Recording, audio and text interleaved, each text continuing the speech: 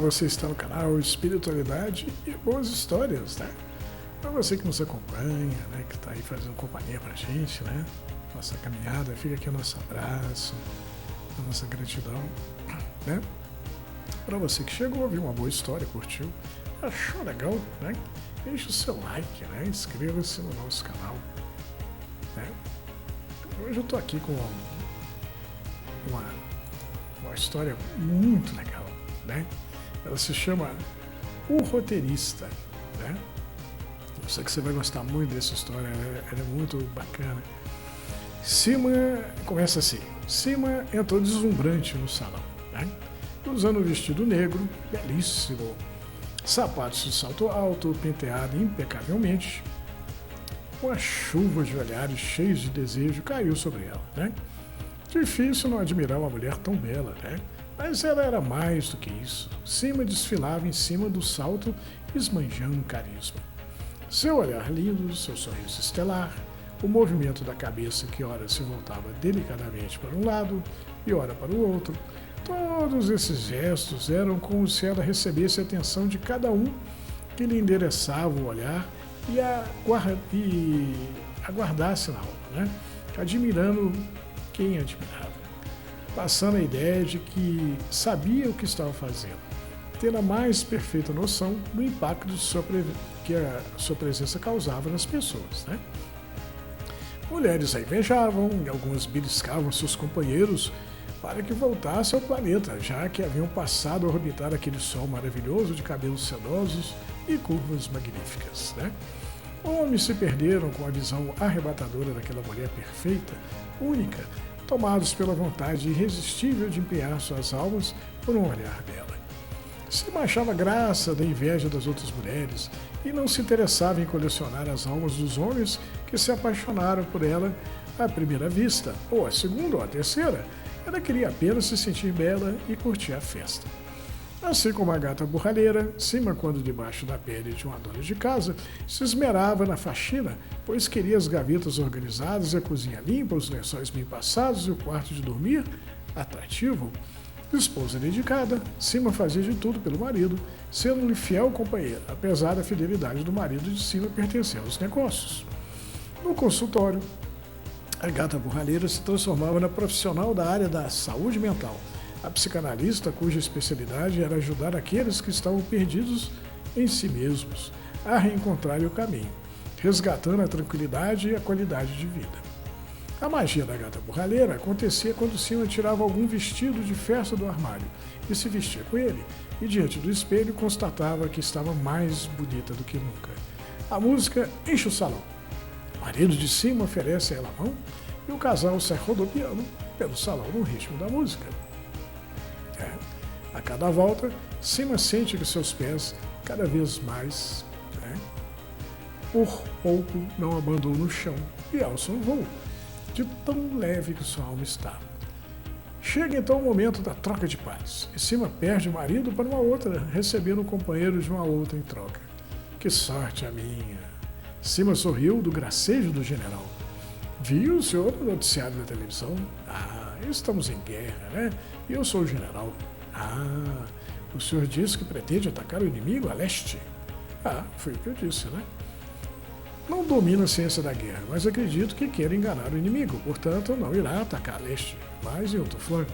O general sorriu como um pai que conta o conto de fadas do Chapeuzinho Vermelho do Lobo Mau para a criança, e a criança pergunta para o pai se o lobo de fato vai comer a vovozinha, né?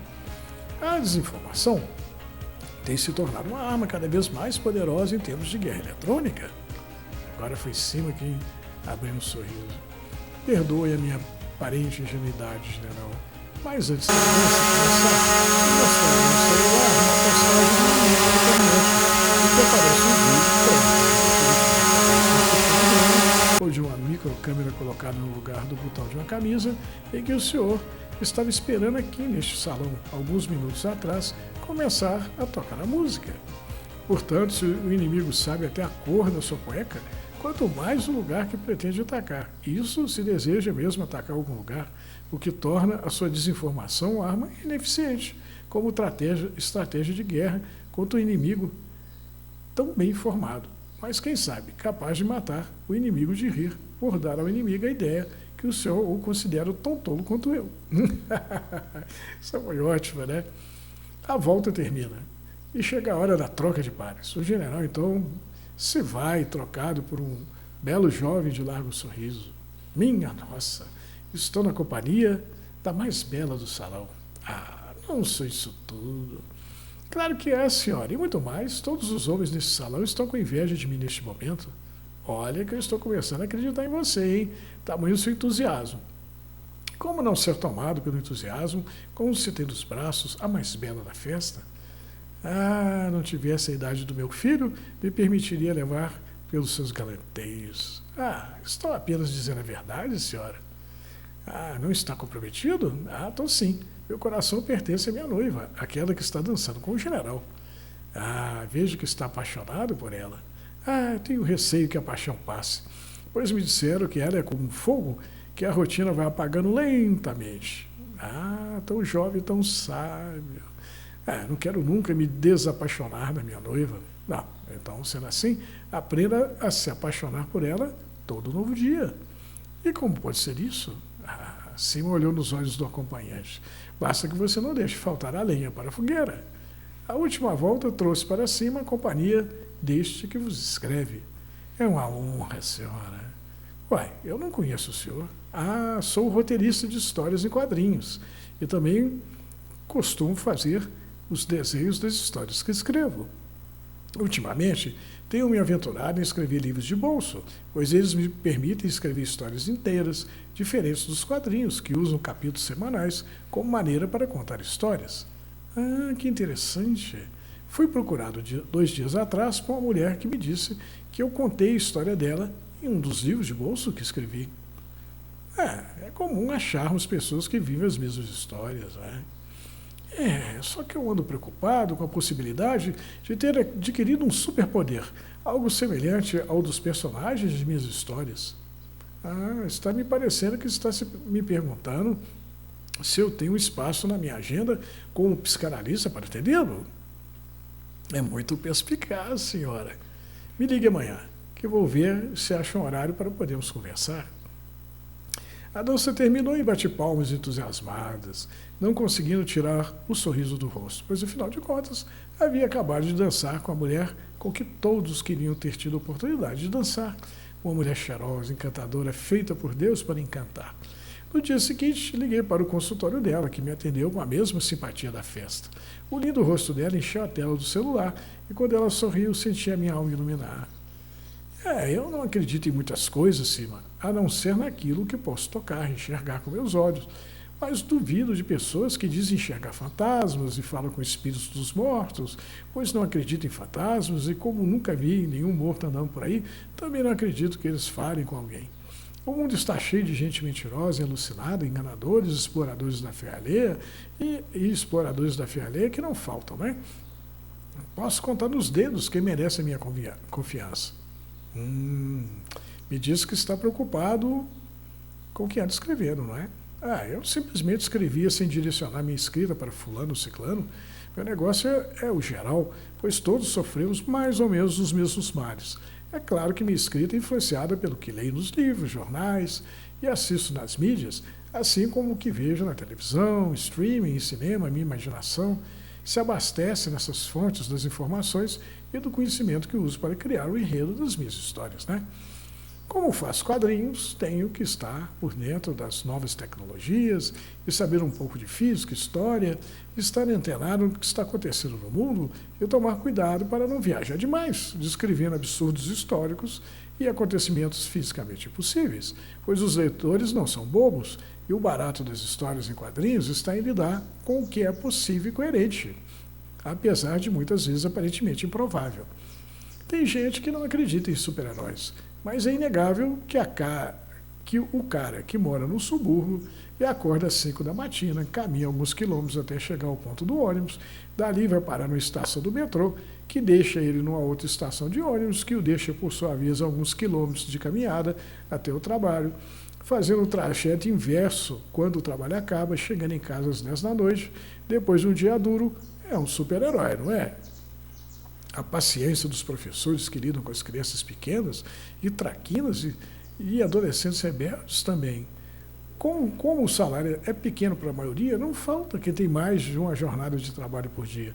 Para mim, são super-heróis também, apesar de não voar e não ter visão de raio-x ou super-força. Me conta sobre a história que escreveu sobre a vida da mulher que procurou você alguns dias atrás. Sim. Ela se identificou com a protagonista da história. Uma mulher casada e mal amada, mãe de um menino bagunceiro cujo marido deixou de ser o príncipe encantado faz tempo e que se apaixona pela voz de um cara que todos os dias liga para a casa dela oferecendo serviços os mais diversos. Aquilo era engraçado de explicar. Então eu sorri antes de dar uma explicação. Era sempre a mesma voz, mas o serviço era diferente. Um dia, a voz queria vender um cartão de crédito, no dia seguinte, a voz fazia propaganda de um novo plano telefônico e no outro, das mercadorias super baratas de um magazine qualquer. A voz era insistente e aquilo irritava a protagonista, que decidiu dizer à voz que parasse de incomodá-la com coisas chatas. E a voz prometeu, então, que ligaria só para dizer coisas legais. E a partir de então, a protagonista começou a se relacionar com a voz, contar a ela da vida chata que levava e se tornar amigos. E o que ela queria com você? Bom, ela queria saber o fim da história, já que no livro de bolso que ela leu só havia a primeira parte. E o que você fez? Bom, eu já tinha escrito a segunda e última parte. Ela estava em um arquivo digital no meu computador. Se ela não estivesse tão aflita, eu teria escondido esse fato dela, pois o sucesso do meu trabalho depende do segredo sobre a história. E se a história fosse revelada antes da hora, os leitores desistiriam de comprá-la, mas abri uma exceção e deixei que ela lesse o fim da história. Ela devorou o segundo livro enquanto eu a vigiava. Às vezes, parava no meio do vão aberto da porta do quarto e olhava para ela. Só para ver se ela me olhava de volta, mas ela havia mergulhado no texto e só voltaria à superfície quando acabasse de lê-lo todo. Quando terminou, ela estava com os olhos encharcados. Levantou-se, tirou o celular de dentro da bolsa e anotou no celular alguma coisa que copiou do texto aberto no monitor do computador. Agradeceu e já ia embora quando eu a intermelei, perguntando a ela onde ia. E o que foi que ela respondeu? Ela riu de mim e disse que eu sabia muito bem para onde ela estava indo, mas eu retruquei que eu não sabia e ela acabou deixando que eu acompanhasse. Pegamos um Uber e fui parar no escritório de uma empresa que desenvolvia tecnologia. Ela insistiu em falar com o responsável pelo escritório, até que conseguiu a atenção do dito cujo, quando disse a ele que ela estava sendo importunada por uma inteligência artificial que não parava de ligar para a casa dela. Pensei que ela havia pirado, mas não é que o cara confirmou o que ela havia dito e que a empresa estava disposta a indenizá-la pelo transtorno que ela sofreu. Quando me despedi dela, que voltou para casa toda satisfeita, fiquei pensando no que de fato havia acontecido. Peguei um Uber e também voltei para minha casa e me sentei diante do monitor do computador, onde o texto do meu novo livro estava aberto. Que eu me lembrasse, havia pensado em um final do livro em que a protagonista, muito sensatamente, parava de atender os telefonemas da voz misteriosa, pois o mundo anda muito perigoso e é de bom senso que não devemos dar trela para quem não conhecemos, né? Apesar da falta que ela iria sentir dos papos com a voz, o que a motivaria a crescer emocionalmente e procurar criar relações saudáveis. Contudo, ao contrário do que eu imaginei, segundo o texto, a protagonista havia tomado coragem e decidido encontrar o dono da voz, sendo levada até o escritório depois que ela colocou a voz contra a parede, obrigando-a a marcar um encontro, quando descobriu que tudo o que a voz tinha dito a ela foi resultado do processamento de uma inteligência artificial e que a protagonista havia sido feita de cobaia para o estudo, que tinha como objetivo descobrir se era possível que uma inteligência artificial fosse capaz de fazer uma pessoa se apaixonar por ela. O engraçado é que no texto estava escrito o endereço de uma empresa responsável pelo desenvolvimento da AI, o mesmo lugar de onde eu havia acabado de chegar. Silvia ficou olhando para mim em silêncio por um longo minuto. A mulher que aparece no meu livro foi minha paciente. Quando ela se sentou no divã pela primeira vez, estava deprimida. Ela me revelou que a partir do momento que começou a trocar figurinhas com a tal voz, se encheu de esperança, que por trás dela estava o príncipe encantado, Por isso, ela não queria abrir mão dos telefonemas, ela os tinha como uma droga, o que complicou o tratamento psicanalítico. E a coisa ficou pior quando minha paciente me trouxe o seu livro, e que os diálogos dela com a voz estavam todos lá, o que deu um tom à coisa toda de algo fantástico. Espantado com o que se me havia dito, agora que arregalou os olhos fui eu. Fui eu também que sugeriu que ela procurasse por você, pois quem sabe não teria escrito a parte que faltava da história, e ela acabasse de descobrir, enfim, o que estava acontecendo. Ah, então eu estou ficando doido? De fato eu escrevi a história da sua paciente? Fez mais do que isso, você levou a cura, a voltar para o planeta. Com o dinheiro da indenização, ela vai comprar lenha para colocar a fogueira. O quê? Ah, Sima sorriu um sorriso malandro. Ela vai sair de férias com o marido e o filho. Ah, não posso continuar escrevendo assim. Ah, achei o fim da sua história muito legal. Ah, mas acontece que eu não me lembro de ter escrito esse fim. Ah, o fato é que uma história real o fato é que é uma história real e muito interessante. E se não foi você que escreveu, com certeza foi alguém através de você, que conhecia a verdade do processo que minha paciente estava passando e queria que ela se curasse. O anjo da guarda dela, o Espírito Santo, Deus, ou uma versão sua de um futuro próximo, quando você e ela serão sócios no negócio de escrever histórias da vida real. Sorri. Uai, de onde é que se tirou isso, Silva? Ela também sorriu. Ah, ela me contou que leu sobre a sociedade de vocês na segunda parte da história que escreveu, no capítulo final, quando perguntei a ela o que pretendia fazer depois de botar a fogueira para queimar nas férias. Boa história, né? História massa demais, né? Quer dizer que foi uma versão do escritor, uma versão futura que voltou no passado, né? E mudou o fim da história dele, né? Transformar a história na história real, né? E tem uma inteligência artificial no meio, né? A dona, a protagonista da história, estava sendo usada como cobaia, né? Para um experimento social, né? Os caras queriam saber se a IA seria capaz de fazer com que a dona se apaixonasse, né, por ela. É um barato a história, né? É história incrível. Ela fala de viagem no tempo, né? Ela fala da IA, fala desse novo tempo, né, onde a nossa interação com as máquinas, né, cada vez mais estreita, né? Eu não vou duvido muito, não, que qualquer dia desse a gente começa a se apaixonar pelos IAs, né? Acho que no futuro da humanidade nós vamos ter essa opção, né? Você pode namorar uma pessoa humana e também, quem sabe, uma IA, né? E quando você se cansar dela, você faz uma atualização, né? Coisas da tecnologia, né? Muito legal, né? E a história fala também de dança, né? Ela mexe com o nosso imaginário, né? Fala da beleza da cima, né? Que era uma psicanalista, né? E dançava, que era uma maravilha, e ela tem múltiplas facetas, né? O que mostra que todos temos, né? Múltiplas facetas, né? A gente é dono de casa também, a gente trabalha fora, a gente cuida de filho, a gente é marido, né? A gente está aqui contando histórias para você, né? A gente, essas múltiplas coisas que a gente faz vão montando aí, né?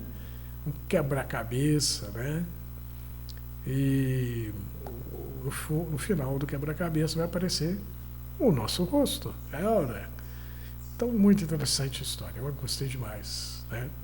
E o que mostra é que fala também da secularidade do tempo, né?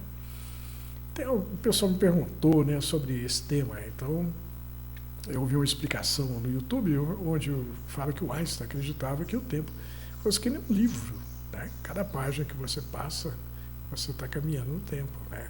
Só que para o Einstein, né, você poderia caminhar para frente e para trás também, né? E toda a história está escrita, né? Você não teria um livre-arbítrio, né? Mas como assim, né? Como teria? O cara da história aí, né? Uma versão dele no futuro voltou, escreveu um final da história, né? Para que a dona pudesse descobrir que ela estava sendo alvo de um experimento social, ganhasse uma indenização e com ela abrisse uma editora, né? para que o escritor pudesse escrever e se realizar. Né? É o futuro interferindo no passado. Né? Legal isso, é o Einstein, é a relatividade. Bom, espero, mas assim, da nossa parte, né, das coisas de espiritualidade, a gente vê que Deus, ele sabe o que faz. Né? Ele interfere na nossa vida, interfere sim. Tem gente que fala, não, deixa rolar livre-arbítrio. Não, não tem livre-arbítrio não. Nosso livre-arbítrio é relativo. Dá para a gente fazer alguma coisa, né? Mas a maioria das coisas a gente não tem como mexer, né? A gente não mexe no mecanismo por trás da vida, a gente não sabe como é que vai ser o futuro dos filhos, a gente não sabe nem como é que vai ser o amanhã nosso. A gente tem uma ideia, né? A gente vai levando dentro de uma rotina de trabalho, de estudo, né? Sempre pensando o melhor possível, mas na verdade a gente não faz ideia de como é que vai ser o amanhã. Mas como será o amanhã? Responda quem puder, né? Espero que você tenha gostado dessa história, achei incrível. Fique com Deus e até a próxima boa história.